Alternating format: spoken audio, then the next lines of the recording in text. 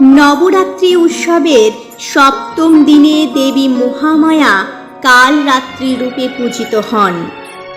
দেবী দুর্গার এই সপ্তম রূপের আর এক নাম হল দেবী কালিকা।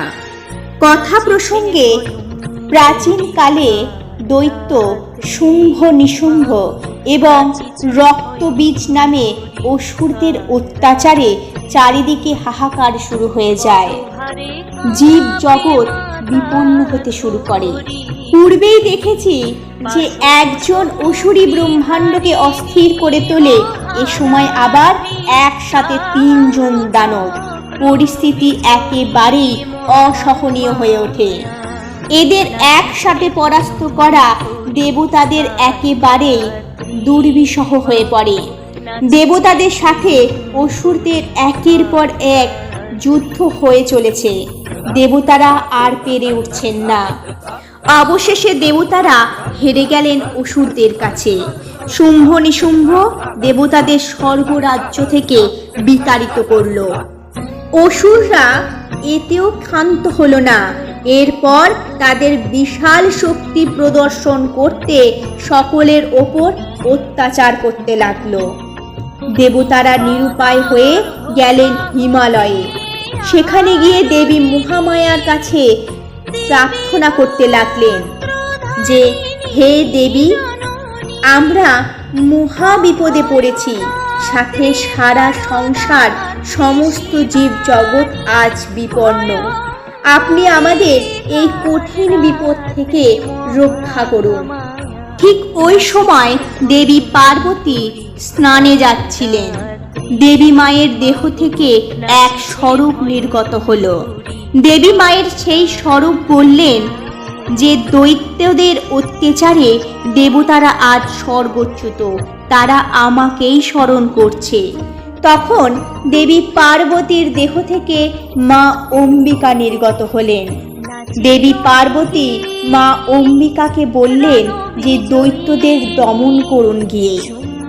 মা অম্বিকার সাথে দৈত্যদের যুদ্ধ শুরু হলো। যুদ্ধের সময় শুম্ভ নিশুম্ভ তাদের সেনা দলের প্রধান চণ্ডমুণ্ডকে পাঠালেন দেবীর সাথে যুদ্ধ করতে। চণ্ডমুণ্ডের সাথে প্রচণ্ড যুদ্ধের জন্য মা অম্বিকার থেকে নির্গত হলেন মা কালিকা। মা কালী চণ্ডমুণ্ডকে বিনাশ করলেন, তাই তার আর এক নাম চণ্ডমুণ্ড বিনাশিনী। এরপর অসুররা রক্তবীজকে পাঠালেন দেবীর সাথে যুদ্ধ করতে। দেবীর সাথে রক্তবীজের যুদ্ধ শুরু হয়। যুদ্ধ করতে করতে দেবী দেখলেন যে রক্তবীজের রক্ত মাটিতে পড়া মাত্রই আরো শয়ে শয়ে রক্তবীজ উৎপন্ন হচ্ছে। এইভাবে রক্তবীজকে মারা সম্ভব নয়, কারণ রক্তবীজ ব্রহ্মার কাছে বর পেয়েছিলেন যে তার রক্ত মাটিতে পড়া মাত্রই বীজের মতন কাজ করবে এবং শয়ে শয়ে রক্তবীজ জন্ম নেবে। তাই দেবীর সাথে যুদ্ধের সময় দেবী এক এক রক্তবীজের মাথা কাটছেন এবং সেই রক্ত মাটিতে পড়া মাত্রই শয়ে শয়ে রক্তবীজ আবার তৈরি হয়ে যাচ্ছে। তাই দেবী বুঝলেন এইভাবে রক্তবীজকে নিধন করা যাবে না। দেবী তখন চামুণ্ডা রূপ ধারণ করলেন। চামুণ্ডা রূপ ধারণ করে এক এক সংহারে যে রক্ত ঝরতে শুরু করলো তা মা একটি পাত্রে সংগ্রহ করলেন এবং সেই রক্ত সংগ্রহ করছেন আর পান করছেন। এইভাবেই রক্তবীজকে নিধন করে ফেললেন মা চামুণ্ডা। মায়ের এই রূপই হলো দেবী কালরাত্রি। দেবী কালরাত্রি আদ্যাশক্তি দুর্গার সপ্তম রূপ। রাত্রি শব্দের অর্থ হলো অন্ধকার, অর্থাৎ অজ্ঞানতা। কালরাত্রি অর্থাৎ অজ্ঞানতার কাল যিনি, তিনিই দেবী কালরাত্রি। দেবী কালরাত্রি সতের প্রতি সদয় এবং অসতের প্রতি কঠোর। দেবী এখানে কৃষ্ণবর্ণা, আলো থালো কেশ রাশি, তিনি ধাবিত হন শত্রুর দিকে। দেবীর কণ্ঠে বিদ্যুতের মালা, ত্রিনয়নী দেবীর শ্বাস প্রশ্বাস দিয়ে বেরোতে থাকে আগুনের হলকা। দেবীর 3 হাতে অস্ত্র থাকে, আর 1 হাত থাকে বরাভয় মুদ্রায়। মার্কাণ্ড পুরাণে দেবী দুর্গার সপ্তসতীতে এই কালরাত্রিকে দেখা যায় দেবী দুর্গার ভীষণা মূর্তি রূপে। মহাভারতেও এই কালরাত্রির উল্লেখ রয়েছে।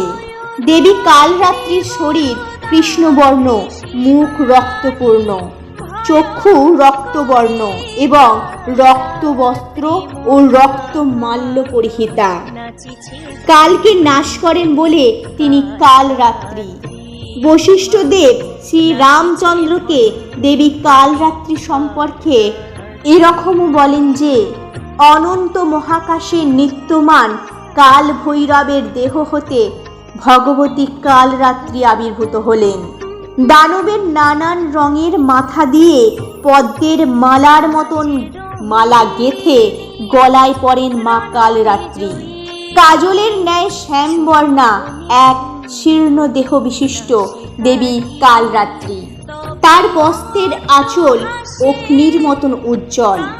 তিনি শুকনো লাউলতার মতন আকাশ জুড়ে বিরাজমান, চঞ্চল বায়ুর তালে তালে নৃত্য করে চলেছেন। দেবীর মায়া শক্তি অসীম। তিনি তার মায়া শক্তি দিয়ে সমস্ত জীব জগৎকে নিদ্রায় আচ্ছন্ন করে রাখেন। দেবীর এই প্রভাবে স্বয়ং বিষ্ণু পর্যন্ত যোগ নিদ্রায় আচ্ছন্ন হয়ে পড়েছিলেন। শেষে এই দেবী স্তব করে স্বয়ং ব্রহ্মা বিষ্ণুদেবের যোগ নিদ্রা ভঙ্গ করেন। মা কালরাত্রির প্রিয় ফুল হল কৃষ্ণকমল, প্রিয় রং হল ধূসর বর্ণ। এই ছিল মা কালরাত্রির কথা। ভিডিওটি ভালো লাগলে লাইক, শেয়ার এবং সাবস্ক্রাইব করতে ভুলবেন না। মিশন পিওর সোল থেকে আমি মমিতা মিত্র। সকলকে শারদীয়া নবরাত্রির শুভেচ্ছা। ভিডিওটি ধৈর্য সহকারে দেখার জন্য ধন্যবাদ। ফিরছি খুব তাড়াতাড়ি। নাচিছে ভয়ঙ্করী, নাচিছে ভয়ঙ্করী, নাচিছে ভয়ঙ্করী।